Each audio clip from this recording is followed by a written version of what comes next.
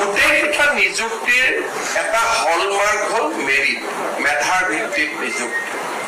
এতিয়া বহু সময়ত নিযুক্তি পোৱা ল'ৰা ছোৱালী বিলাকে কেতিয়াবা কেতিয়াবা তেওঁলোকৰ হোৱাটছআপ ফেচবুক গ্ৰুপত আলোচনা কৰে যে আমি মেৰিটত নিযুক্তি পাইছো, গতিকে আমি কাৰো ওচৰত দায়বদ্ধ নহয়।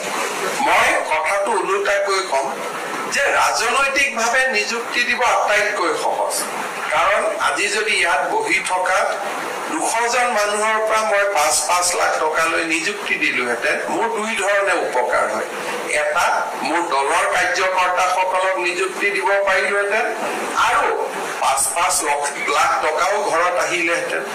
এতিয়া মেধাৰ ওপৰত নিযুক্তি দিব যাওঁতে আমি দুটা ত্যাগ কৰিব লাগে।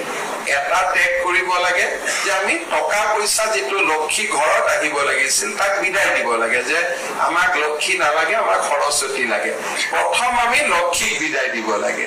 দ্বিতীয়তে, আমাৰ ৰাজনৈতিক জীৱনত আমাৰ লগত শুৱে বাৱে কাম কৰি থকা বহুত মানুহক প্ৰতিটো নিযুক্তিৰ পিছতে আমি হেৰুৱাব লাগে।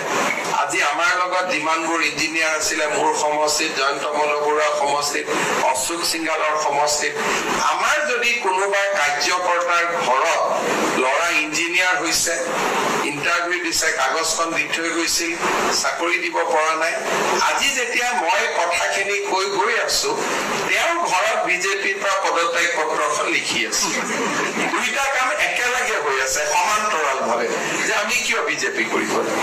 যেতিয়া আমি কওঁ যে নহয় আমি মেধাত দিব লাগে, তেতিয়া কংগ্ৰেছেতো মেধাত দিয়া নাছিল, আপোনালোকে কিয় মেধাত দিব লাগে। অৰ্থাৎ আগৰ আমাৰ পৰিৱেশ কি আছিল, আজি আমাৰ পৰিৱেশ কেনেকে আমি পৰিৱৰ্তন কৰিছো। কিন্তু স্বচ্ছ নিযুক্তি মোৰ বাবে এটা অসমৰ জনজীৱনলৈ মই ভাবো যে এটা সময় আহিব য'ত সমাজ পৰিৱৰ্তন হবই লাগিব, আৰু সেই পৰিৱৰ্তনক আজি আমাৰ চৰকাৰখনে আঁকোৱালি লৈছে।